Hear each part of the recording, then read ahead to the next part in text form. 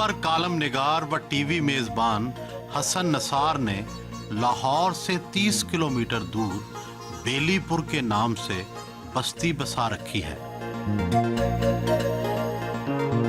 बेशतर सहाफियों का शुमार तो मुतवस्सत तबका में होता है।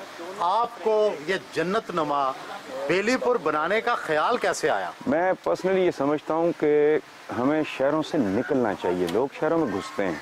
मेरे अंदर का जो पेंडू है ना, दहकानी आदमी, ये उसका फैसला था कि मैंने शहर से बाहर रहना है। मेरे तकरीबन जितने करीबी दोस्त हैं ना जी, दुरानी साहब का मैंने आपको दिखाया, मोहम्मद अली दुरानी का घर, वो माशाल्लाह कंप्लीट हो गया है। वफाकी वजीर। हाँ जी, वो फरूख शाह जो हैं, जो उनका घर में, हाँ जी, उनका मीडिया एडवाइजर। दोनों जमातों के लोग यहाँ नहीं, अफजल सिंधु साहब का है कॉर्नर पे, जिससे आप गुजर के आए। अफजल सिंधु वो जो इस वक्त हमारे स्टेट मिनिस्टर हैं फेडरल। कुल रकबा कितना है बेलीपुर का? मेरा ख्याल है कुछ टोटल होगा वो 35-40 एकड़ के लगभग होगा। और जिसमें कुछ हमारा पर्सनल है। घर मोस्टली यहाँ 1 एकड़ से कम में घर कोई नहीं है मिनिमम। ये घर जो है ये 2 एकड़ में। उस वक्त तो जमीन बहुत सस्ती थी, 4-4.5 लाख रुपए का एकड़ था, फिर बढ़ता गया। अब तो यहाँ 60-70 लाख में भी एकड़ नहीं मिलता। जानवर कौन से हैं? गाय, भैंसे, कबूतर, मोर, चकोर, मुर्गियाँ। कितनी आप मालियत इसकी समझते हैं? 2-2.5-3 करोड़ का होगा। तो इसको इन टर्म्स ऑफ मनी मेरा ख्याल है नहीं देखना चाहिए।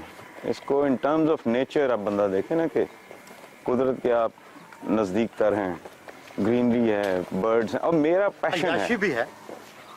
अय्याशी जो if one wants to interpret it that way तो ठीक है। ऐसे मुल्क में जहाँ लोगों को रहने के लिए घर नहीं है, 2 मरले 1 मरले का घर मुयस्सर नहीं है, उस मुल्क में तो ये अय्याशी है। It's difficult to answer। इसको इस तरह चाहे देखा जा सकता है, लेकिन जैसे क्वालिटी ऑफ लाइफ कहते हैं। मैं मेरे एक बच्चे का प्रॉब्लम था कि उसको 102 टेम्परेचर हो तो ना फिट्स पड़ने शुरू हो जाते थे। यहाँ शिफ्टिंग के बाद मुझे 6 साल हो गए। Within 6 months he recovered। बहुत पुराना लग रहा है। ये कुछ 150-200 साल पुराना होगा स्वेट साहब। It's an old. ये फैसलाबाद, लायलपुर। और ये दरवाजा ये भी पुराना है, लेकिन ये उतना पुराना नहीं है।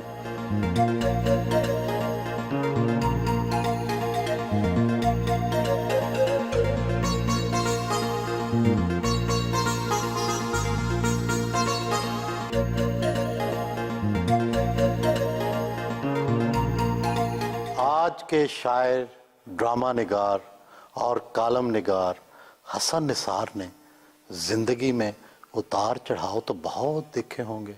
जो बहुत पेनफुल फेजेस थे लौलक के ज़माने में, इस जेल से आते थे उस जेल भेज दिए जाते थे। तो कहते हैं ना कि गम और खुशी, दुख और सुख, बचपन, बुढ़ापा, इट इज़ अ पैकेज।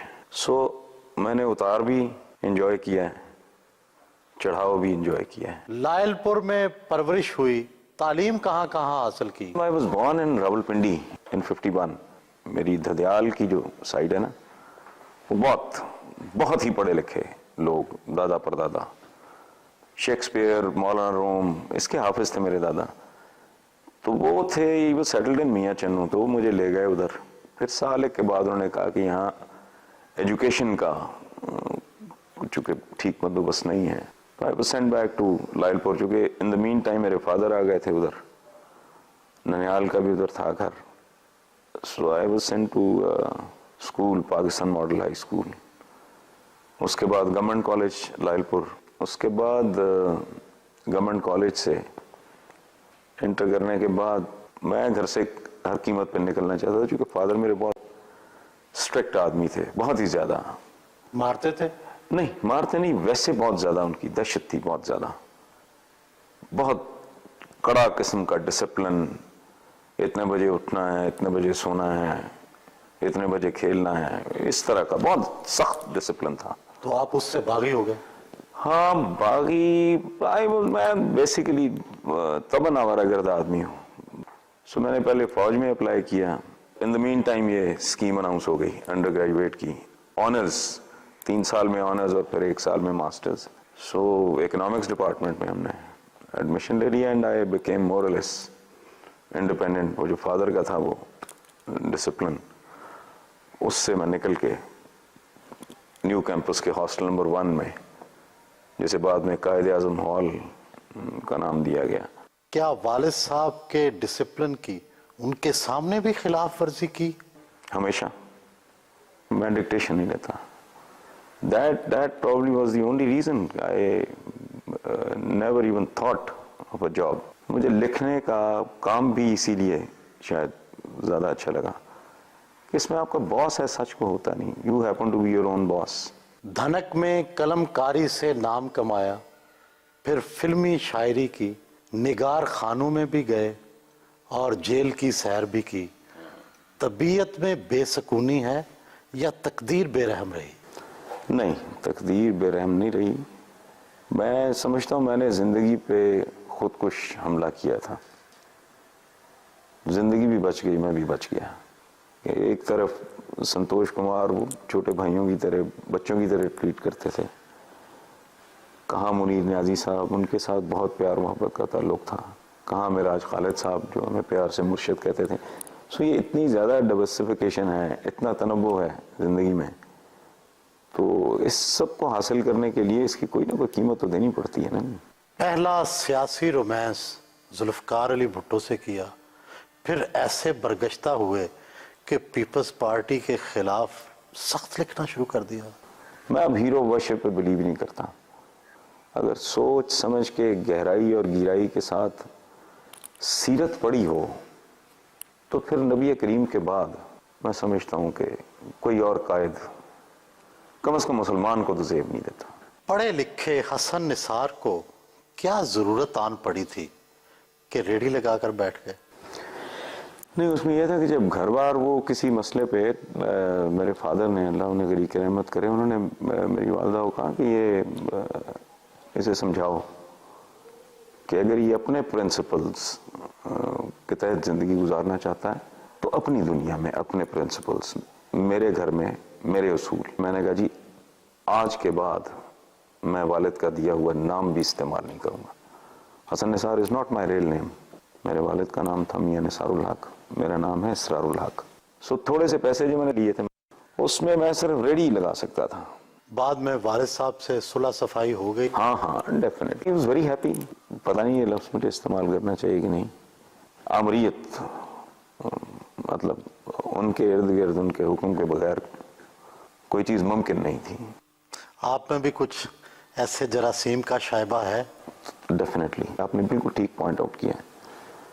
मैं अपने इर्द गिर्द, अपने माहौल, अपनी दुनिया में मैं अपना कमांड कंट्रोल, लेकिन मैं फ्लेक्सिबल हूँ।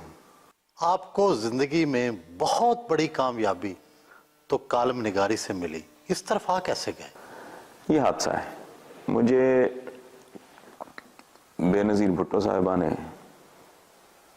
It was forced in fact, कि मसाबात के आप एडिटर। अच्छा, जब मैंने टेक ओवर किया मसाबात तो आई रियलाइज कि यार इसमें तो कॉलम कोई नहीं है। तो मैंने ये सोच के कॉलम लिखना शुरू किया कि चलो जिस तरह का ये सारे लिखते हैं इस तरह का तो मैं भी लिख लूँगा।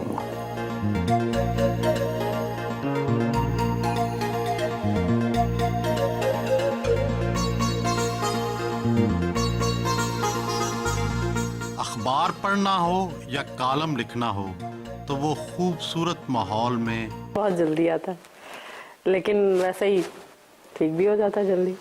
आपके शौहर जज्बाती हैं, गुस्से के तेज हैं, घर का माहौल कैसे पुरसकून रखती हैं? तो उसके लिए मुझे सॉफ्ट होना पड़ता है इनका गुस्सा दबाने के लिए मुझे मुस्कुराना पड़ता है। टीवी का रिमोट हो, घर की बत्तियां हो या एसी चलाना हो, शौहर आपकी मदद मांगते हैं, क्या ये वाकई आपके कंट्रोल में है? हाँ जी, बहुत ज़्यादा कंट्रोल में, हर हवाले से। नहीं, ये तासुर देते हैं या वाकई कंट्रोल में? नहीं, वाकई कंट्रोल में। नहीं, कंट्रोल में क्या होना, मुझे आता ही कुछ नहीं। मैं टीवी ऑन ऑफ नहीं कर सकता, मैं फ़ोन का इस्तेमाल मुझे नहीं आता, नेट का इस्तेमाल मुझे नहीं आता, बच्चे करते हैं ये या कोई मुलाजिम कर दे तो मेहरबानी इनकी। शादी पसंद की है या अरेंज? पसंद की। भाभी से पहली मुलाकात कब और कैसे हुई?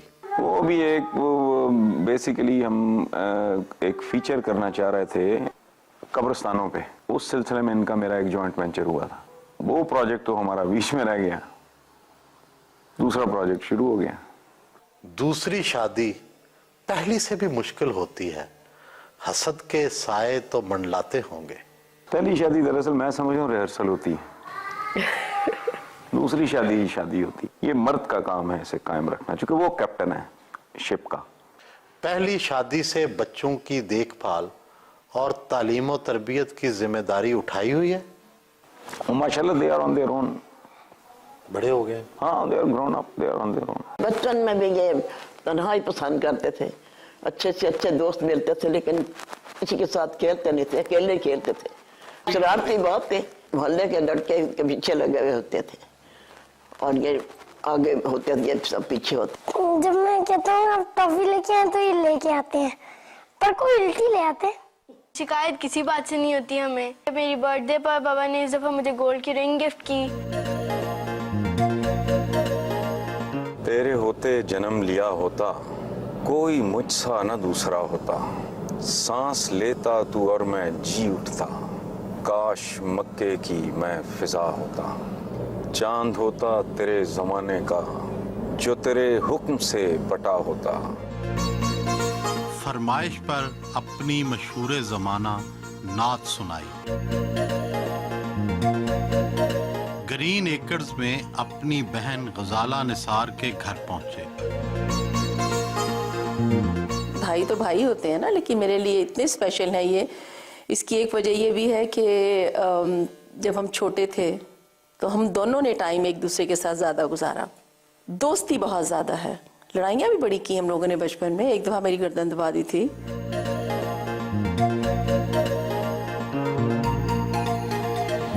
कई एकड़ों पर खुशनुमा घर, 4 लग्जरी कारें, बेशुमार नौकर, गरीबों की हमायत में कलम तोड़ने वाला लिखारी कहीं खुद जागीरदार तो नहीं बन गया? मैं ये समझता हूँ कि खूबसूरती से जिंदा रहने का सिर्फ चोरों, डाकुओं, स्मगलरों, कमीशन खोरों, राशियों का ही हक तो नहीं है। आई एम अ राइटर, मैं सोचने और लिखने पढ़ने वाला आदमी हूँ। आई struggled a lot, I made it. ठीक है, जिसे कहते हैं ना, I made it through the rain. तो वही मैं भूल नहीं गया उस दुख को।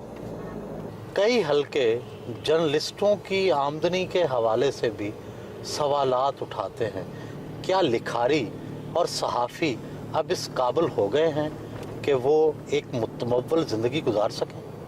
Media is an industry. मेरी तो अपनी किताबों की अल्हम्दुलिल्लाह रॉयल्टी मेरे बात ये करनी अच्छी नहीं लगती। मैं तो पब्लिशर्स पीछे पड़े हुए थे, मैं तो आज कभी किताब छप के आई खोल के भी नहीं देखी किसी इदारे के साथ, किसी पब्लिशर के साथ। मैंने सुहेल साहब आज तक बार्गेन नहीं किया। आपकी माहाना आमदनी कितनी है? मैं आप यूं समझ लें कि बहुत लेविश और बड़ा इधर उधर शेयर करने के बावजूद भी I end up saving a few lakhs. बस यूं कह लें वो अच्छा नहीं लगता। महीने और मुझे वो कहता है हाँ जी 7-8 लाख तो होगी। हाँ, तो डेफिनेटली इतनी एवरेज तो बन जाती होगी। मौसीकी के लेजेंड नुसरत फतेह अली खान से बचपन में आपका दोस्ताना रहा कोई वाकया तो सुनाए। उसका तो बचपन ही सुहेल साहब मेरे घर में गुजरा है। हम तो उसे पेजी कहते थे। तो my mother used to tell him to stop eating. उसको पता नहीं था कि खाना कहीं रोकना भी है। ठीक है, गर्मियों में हमारे घर में कांजी बनती थी तो एक पूरी मटकी उसके लिए अलहदा। लिखारी हैं, शायर हैं, रोमांस तो बेशुमार हो गए होंगे। हर आदमी अपने हिस्से की झक मारता है जिंदगी में। जाहिर है I am also one of those millions. 35 के लगभग मेरी अंदर से ना दुनिया तब्दील हो गई। इससे पहले रोमांस किया? हाँ, उससे पहले वही मैंने कहा ना कि अपने अपने अपने हिस्से की झक हर आदमी मारता है, और ऐसा भी हुआ जिंदगी में। मैं अब व्हेन आई लुक बैक तो आदमी हंसता है कि ऐसी बेशुमार शख्सियात हैं जिनके बारे में मेरा ख्याल था कि अगर ये ना मिली तो वो जिंदगी से ही हाथ धो बैठेंगे। मॉडल टाउन क्लब पहुंचे।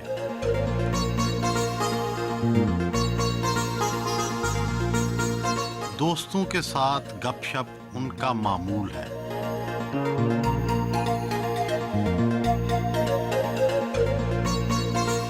घर वापस पहुंचे। आप हमेशा अक्ल और होशमंदी से काम लेने की बात करते हैं, लेकिन अपनी तहरीर और तकरीर में हमेशा जज्बाती रंग इख्तियार करते हैं। अक्ल और जज्बात तो एक दूसरे की जिद होते हैं। ये बड़ी इंटरेस्टिंग बात की है आपने। मैं कोई फर्नीचर का पीस तो हूँ नहीं, ठीक है जी, मैं कोई कुशन भी नहीं हूँ, कोई एस्ट्रे भी नहीं हूँ। आई एम ह्यूमन बीइंग, और ह्यूमन बीइंग की एक बहुत बड़ी पहचान उसका इमोशन है, ठीक है। इमोशन का अगर ब्लेंड नहीं होता लॉजिक के साथ तो मेरा ख्याल उसमें तासीर नहीं होती। मैं तो यकीन करें रगें फटने लगती हैं बाज़ औक़ात बंदा जब सोचता है कि 61 साल इंसानों को जानवर बना के रखा हुआ है, इस मुल्क के आइन का नहीं पता, यहां आज तक ही फैसला नहीं हो पा रहा कि जुमे की छुट्टी होगी या इतवार की होगी, मीडियम आपका इंग्लिश होगा उर्दू होगा। मेरा बस चले तो मैं तो इनको तोपों के आगे खड़ा कर दूं। तो ये ऐसी बात है जिसको आदमी तहम्मुल से बयान करे। इस मुल्क के हालात ऐसे हैं। मेरा ये इमोशन कहीं अगर 25-30 साल की उम्र में मेरे अंदर ये फीलिंग, ये एहसास जाग गया होता तो I would have become a criminal. इनकलाब, तब्दीली, सबसे मायूसी, क्या इस तरह के बागियाना ख्यालात से इंतशार नहीं फैलता?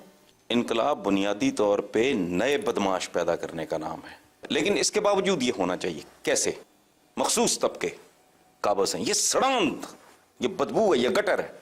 क्या जमहूरियत बेहतरीन रास्ता नहीं है? डेफिनेटली है, लेकिन अगर जमहूरियत हो, रास्ता क्या है? रास्ता तो मौजूद है लेकिन वो मसदूद है। जहां जहालत होगी वहां इस तरह की जज्बातियत होगी।